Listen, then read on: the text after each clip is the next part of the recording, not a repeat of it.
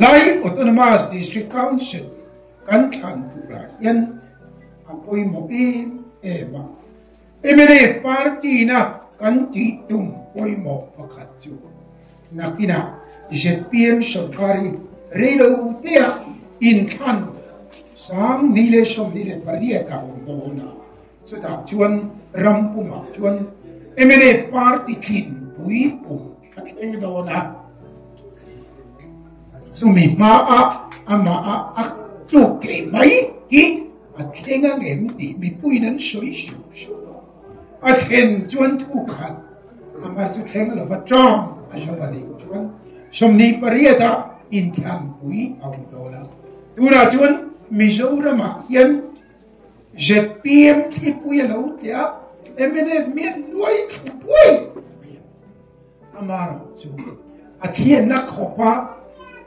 a force topa lang avathinga a so khoki miro nuai le ka MNA kan lo tu vek to sia ZPM sarkar ting chun kan nuai vele ta takana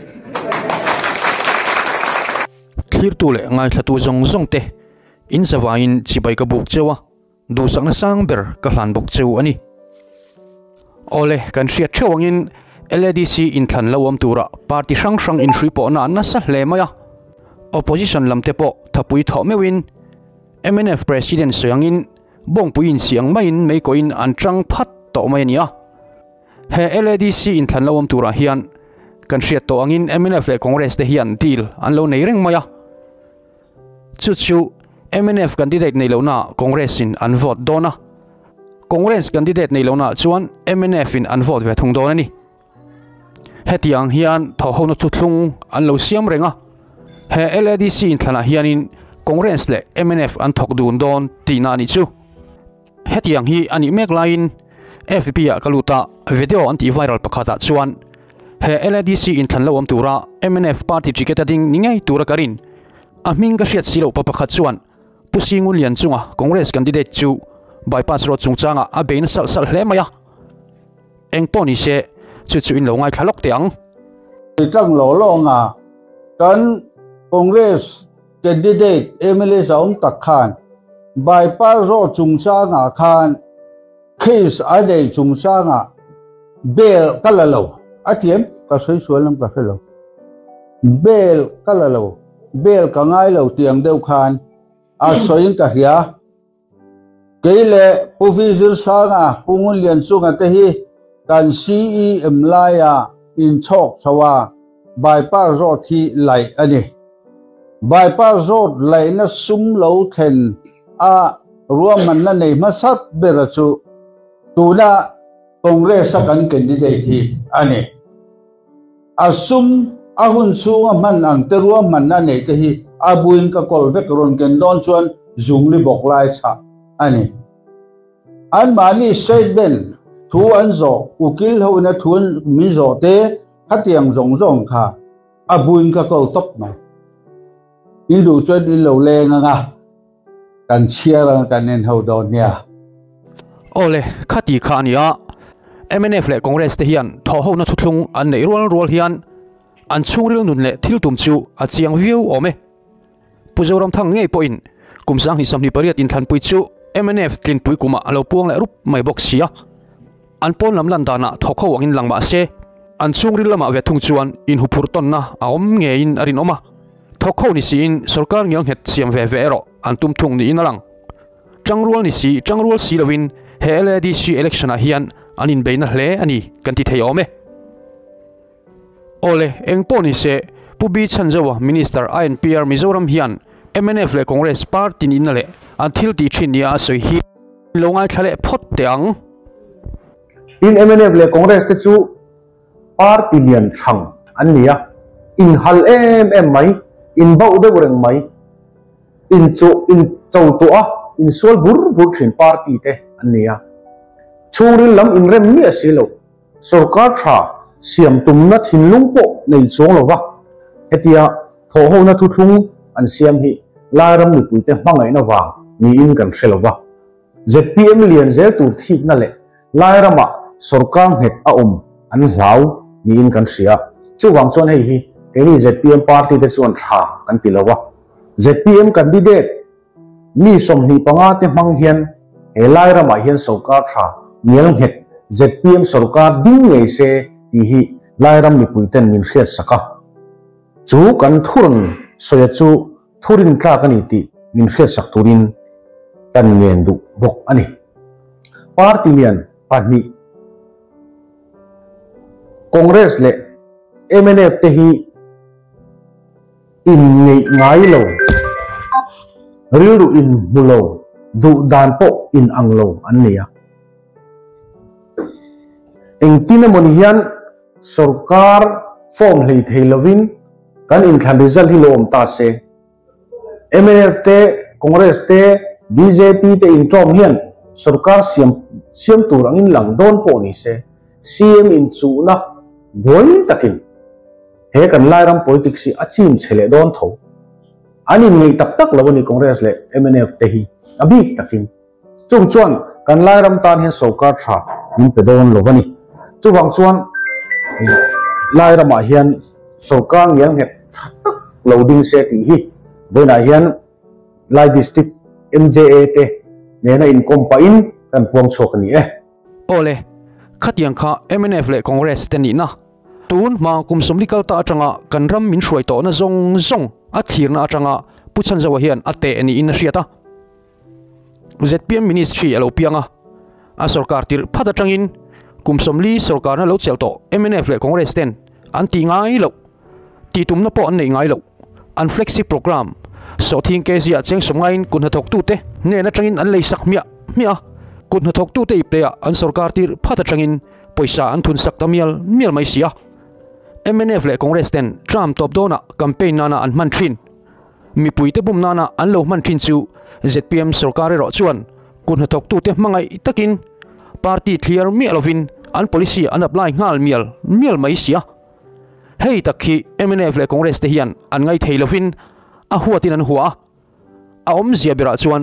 kun hathok tu te nena thil tha theng hi an du lowa an hua ti top ngei tumin an be me kani hi lairam mi puiten hei hi kan haidera kan hriat lo a hlo am hle mai thil tha do tu te thu soi oyam deu te kha kum somli don mi lo hruai to na atang khan han te ve ma ula oi sak tla kan ni em ti kha lo ngai tu chiang ula sarkar ngial het tak in mamo em kha in nei theimol hlawin an phe ani ti kha lo hramol teu khai hetiang taka zoram mangaya kutna thok tu te ngai sak em tu sarkar hian no le phatsan atolo nan lairam mi puite in har ahunta thanem ngai taka an thu soite in lo poma sarkar tha in lo din pui ngai theinan du sakna kan hlan mol cheu ani ZPM sarkar a thutiama adin je chu Sawhthing an le tang ringot po khan a chiang viau ome leizel po an latum ta dewa tunge zoram mi pui mangai tu sarkar ti zona chang tu an ni zia atakin antilang chiang hle ani engpo ni se minister pupi si van lal ruat tu soi ngai nom takhian in khar le te ang ole hey Mizorama kalphung thar sarkar alo pianga zoram mi puiten beisena sang taknen vote min pe kanin zor lai chuan kan nei ruve lawang ram kan siam don ani kan tiani mi pui sarkar kan din don kan tibokani chutianga kanin zorawang chuan zoram mi puin ne takin min thang klinga sarkar na kan lo chang ve ta ni kum ne chung kan la sarkar chia lova amero chu mi chung hian zoram tan thil tam takan tia kan chief minister kai thuan huaya kalphung thar kan siamani kan parliament chal vote toy te ka soyang Sawhthing kezia cheng som ngain support price mangin kun thok tu ten Sawhthing an thalang kan tia kumin sugin Mizorama kun thok tu te Sawhthing thar are chiat ber kuma all India are ta chiat ber kuma kuna tok tu te ne na cheng kezia cheng som ngai la a theng phani chutiang chuan hun phia po agre thin kan leitirang kan tia kuna tok tu ten agre an siam thiam lo wangin an gre tin kezia cheng som re tin kan lei zo vekani nakuma po Sawhthing kezia cheng som ngain support price kal tangin kan farmer ten Sawhthing an le don ni mun pia po agret soilovin kezia cheng som riatin sarkari na le don kalphum thar kan puan kha kumni chungin ka department a chuan a thleng dikani din tu na hian focus 2.0 ka tangin district sangkha kum thar tangin ma kan le don ni kuna tok tu te thlengpha development apiang don ti hi kalphum thar sarkara kan soinon non du ni ole hun toy te ka nei nimin lamate nizal lamate biar sang sang fang kwalin ka jin chua ka ni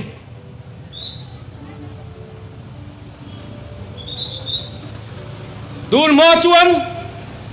kan ti tiang pusi thang luna kha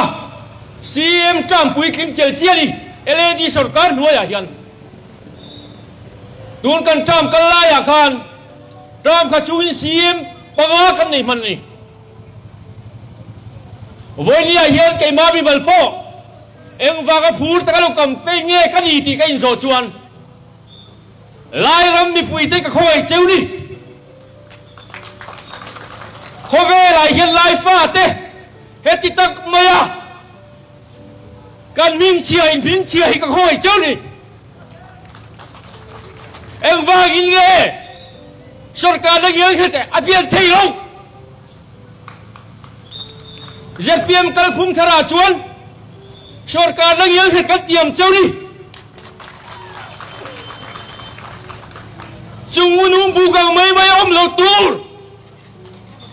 ani nom to mi life ate bin musidali kalai na cheu ni chu wang chuan hes LADC thara hi chuan sarkar ngiang het ading turani chu kan du dali ZPM chuan sarkar ngiang het dina tum doni lai kang val pakhatin min ngen na chu kapu I campaign le hun I campaign no ne min tia campaign do ne kati engeni kati I campaign don chuan kan lai fa tan he na hian thalai rual hian sarkar gyang het kan du to a ti hi min tanga puro min ti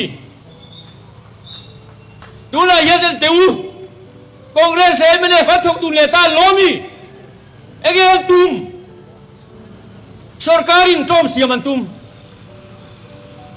loen yang ro an thang kam hi per sel don ZPM sarkar don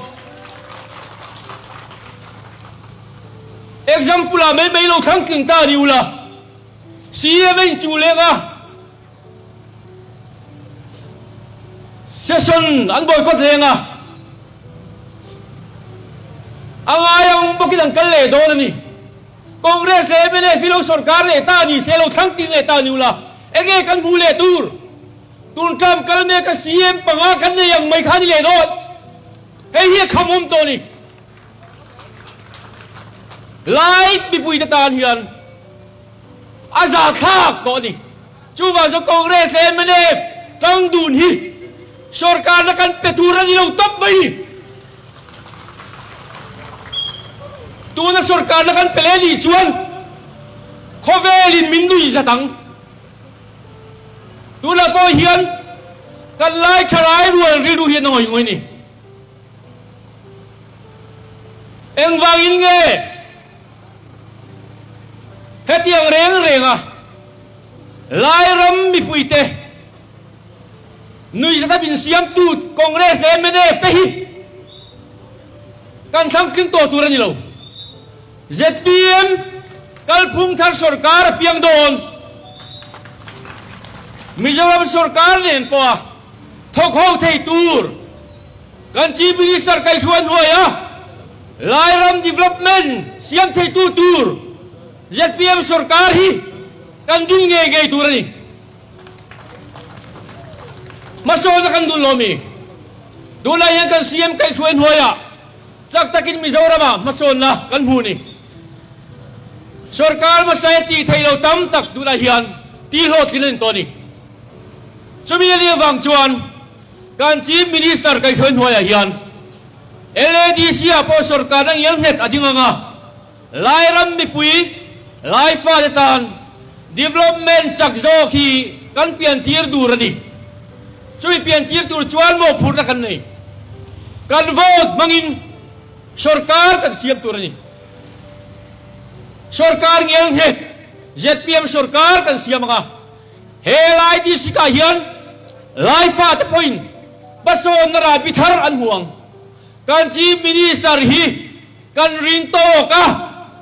development na le thil dang da po achak to kani chumi kai thuan hoya chuan LADC a sarkar chak tak mai kan siama kan tan zalena dar aloriang kalome ole purwata avahan nga inom te lulem thil pakhat lek atop na ta na ka soive du chu ei ruk na ti hi kong sangin ate thei ome hun ti te le thil dang te po ei ruk na kan te dana hi kong sang ani mai thei ZPM in ei ruk na ati ber hi chu mi pui budget mi pui chan ai ma ni in hai fu na na aru ka lo lak lo te chutianga ei ruk lo soina ni berin hriata MLA ni nuwa hosam te aru ka rin hlel na lakata filim an tum tlat na te mi pui chan ai lo lak lo kha corruption ante na ani melani ole khati jong kha tun chumata na video kan ti thei chu lo ni le ta thlir tu le ngai thatu zong ten khongai takin comment section lama in mudan le ngai dan te milo share sak le liam tur chewin in khongai na karon nge na ni like comment le share te tin milo subscribe lo te point milo subscribe theu turin in chan puina karon ngen tak meu ani e